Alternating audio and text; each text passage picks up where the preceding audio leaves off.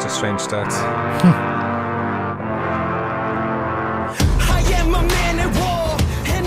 You know what this sounds like? This is like one of these themes you hear for Grand Theft Auto 4 or something like that. You ever notice that? It's one of the songs you'd hear on the radio or something like that when you're driving your car around it, alright. Something strange anyway.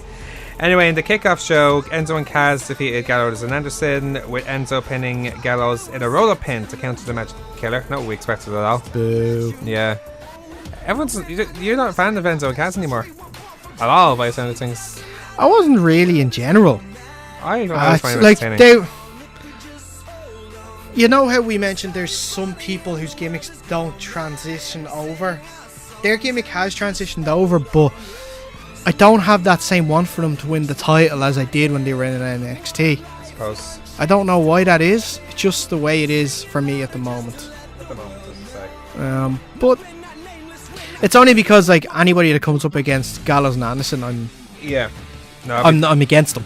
No, you're right. Gallows and Anderson are same. That's for sure. What was going to say? Miz and Maurice hosted Miz TV with Finn Balor as their guests. Miz complained from the start that Miz's entrance being too long and wondered how to get into the Balor Club.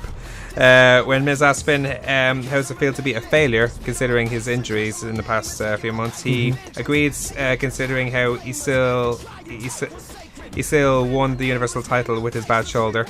Miz compared his years to Finn's on heavy when he was IC champion last year. Miz was then bemused when Finn was going for the Universal title despite Brock Lesnar being the champion. Finn then challenged Miz before Miz once again shielded himself from Maurice. Finn then concluded that he's simply not worth it before Miz lost his cool, saying Finn is scared to fight him. Finn attacked him with a slim blade and dropkick against the corner. I thought I was going to set up for a match later on that night. I was wrong. But it definitely led to... It kind of got me confused because it seemed to set up them having a rivalry, or a feud, for a while. Yeah, that's not one anyway. I thought that was going to be the case, but then a couple of weeks beforehand, Bray interrupted Finn after he got drafted, and remember he got the night he got drafted, so it kind of made things very confusing about which way WWE was going. We got a clearer picture the next night, but yeah, absolutely. That time especially, I found it just a little confusing. I don't know, was it a way of trying to get Balor over with the crowd or something? Perhaps. Probably was, yeah. Owens and Jericho for the US title. Owens broke the walls of Jericho, ironically, by using his fingers, similar to what he did at WrestleMania.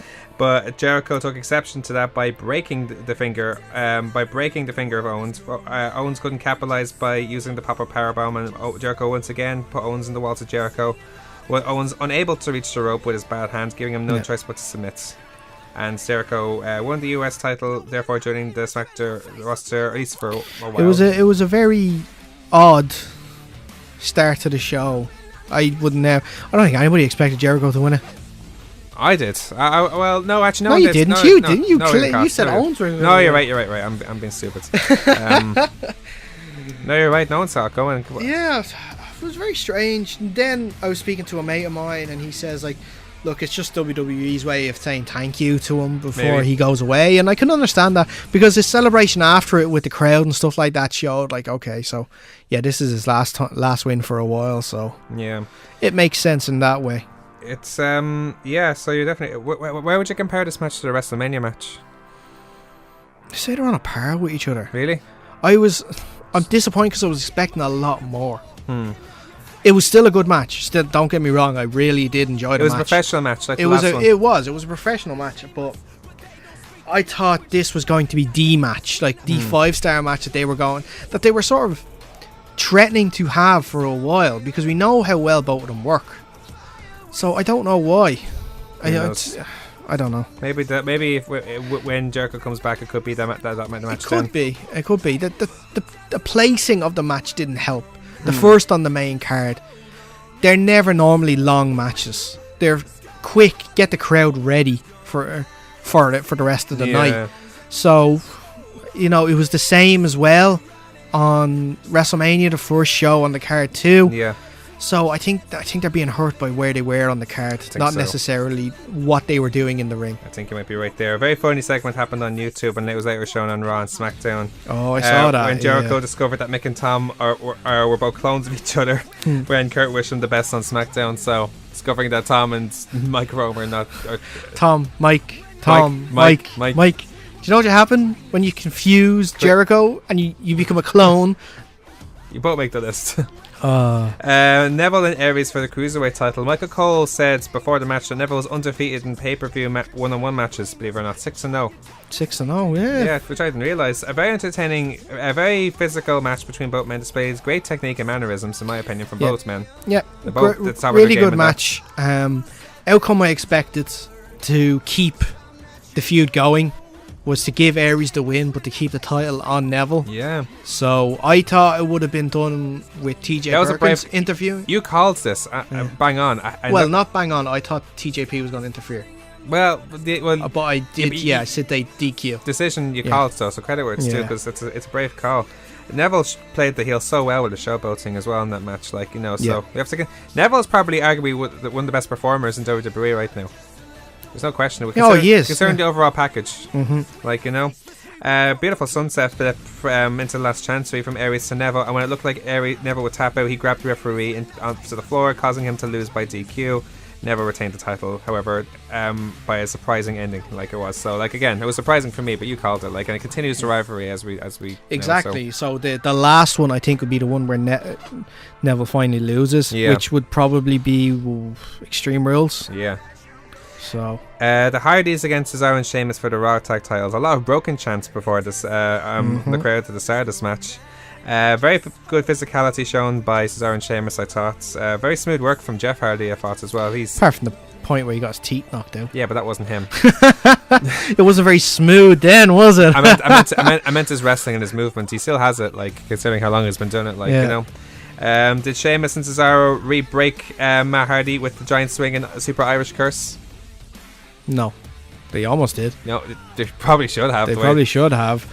But Sheamus powerbombed Matt, not realising that Jeff tagged in, and when Sheamus tried to pin Matt, Jeff gave Sheamus the Swanton Bomb to win and retain the titles, and everyone shook their hands afterwards. And credit where it's due, you called that as well, exactly who'd pin who. Yeah, I suppose. But yours was a braver decision by a DQ, so I'll give you more credit. Stop trying to give me credit and just take that. Not blowing smoke. Take the admiration. I never blow smoke up people's you-know-whats, but, I'm not trying to eat. I'm just saying. Go on.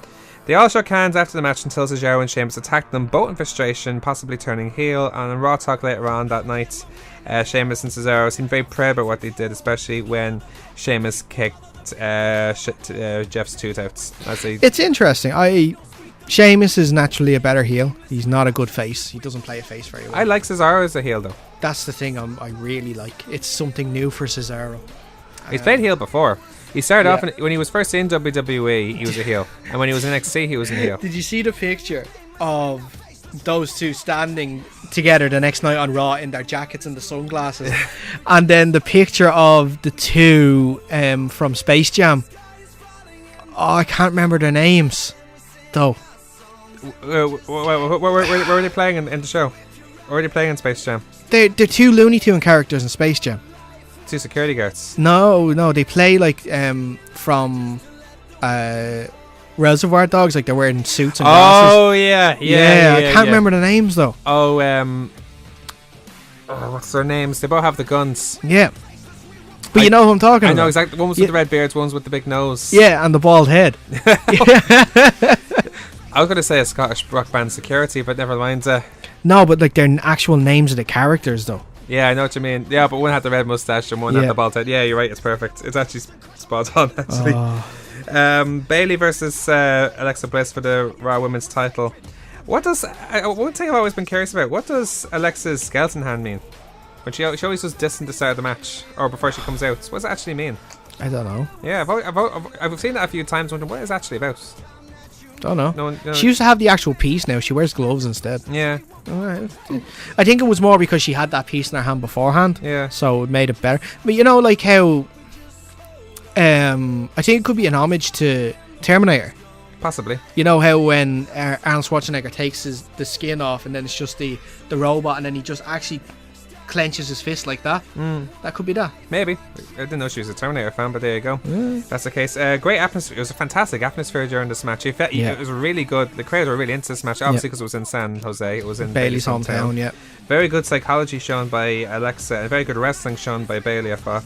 Both had physical moments as well. Bayley's knee to Alexa's face. My God, for example. Yeah. Remember that part in particular. Yeah. Bayley hit her head against the ring posts after Alexa kicked out of a pin, which drove Bayley's head into the ring posts. Alexa capitalized by giving Bayley a DT to win the match and the title in a very surprising result in front of Bayley's hometown. This wasn't surprising to me. It was surprising at the time. I thought it was the most surprising part about that. It was the fact how it was won. No, because she's won a lot of matches with DDT. Really? Yeah, she's won a lot of matches with DDT. I think people are kind of sleeping on how many matches she's actually won with her DDT. On the main roster though. Yep. Really? Yep. I'm telling you, if you go back and watch previous episodes of SmackDown and previous pay-per-views, she has done it a lot. I guess her moonsault has just overshadowed that. It has been. That's obviously what is it? It's Needful Bliss or something that's called. That is, but when you need a finisher to do, like I say all the time, a great wrestler and a championship style wrestler will have a finisher that they can do out of nowhere, that they can add into the fluidity of a match so the match doesn't need to stop. Yeah.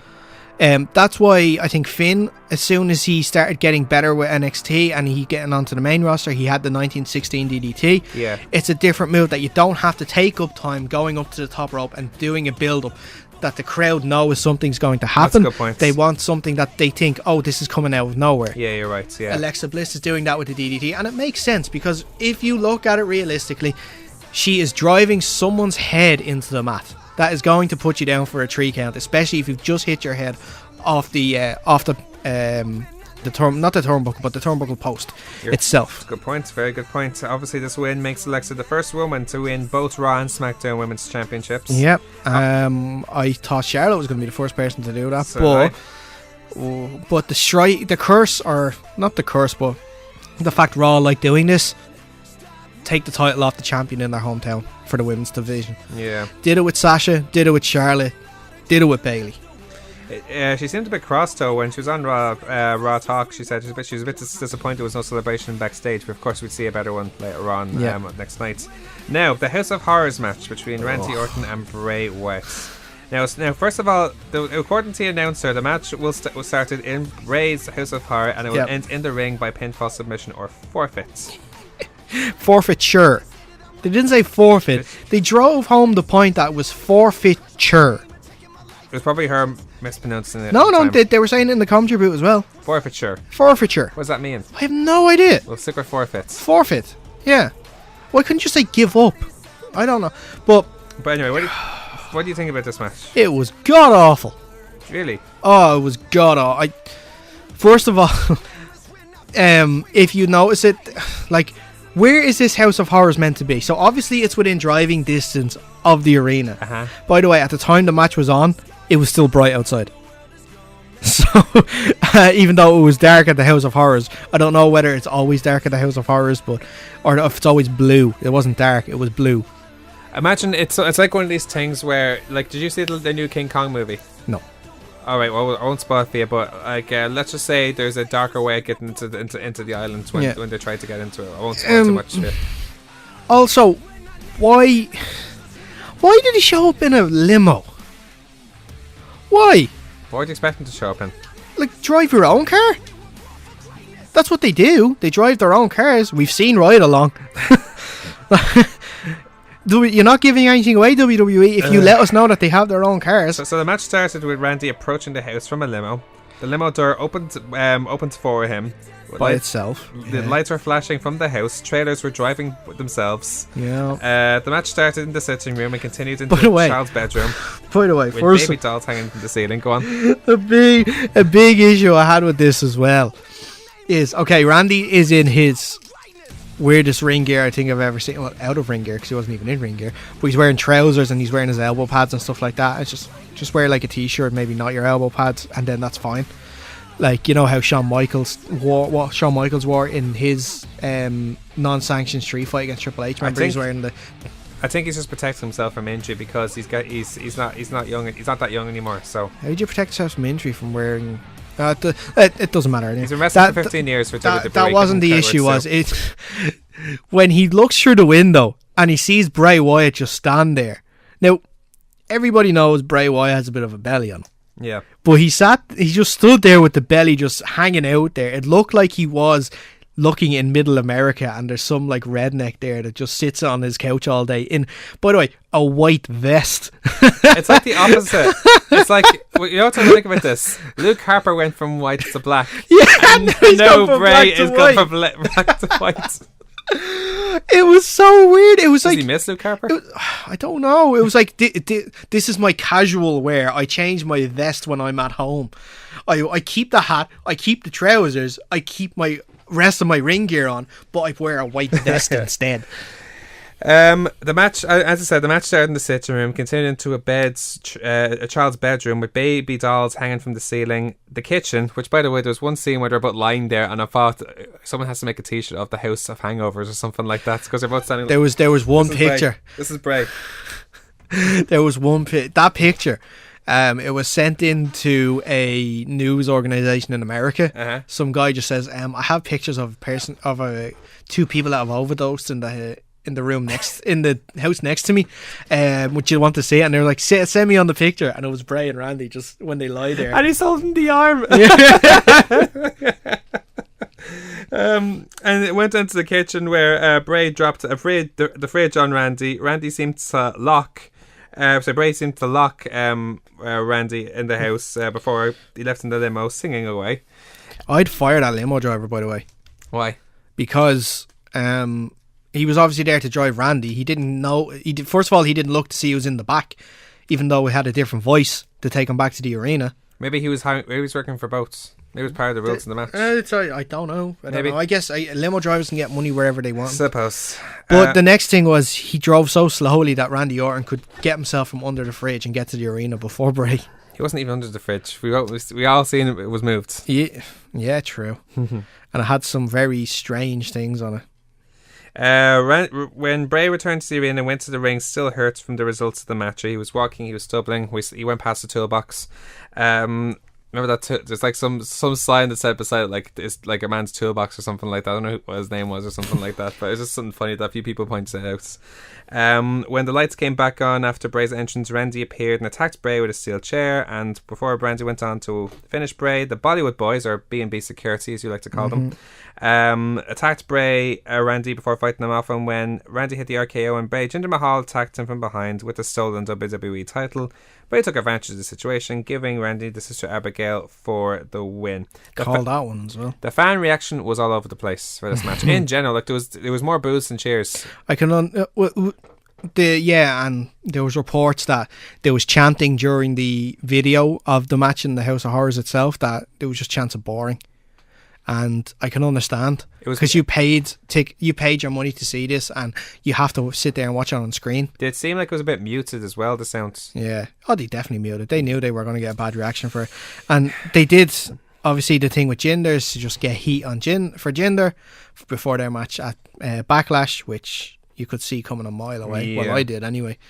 Because he had the title belt, and I knew he was going to do something with it. It seems like they're just trying to. It seems like this is WWE's attempts now of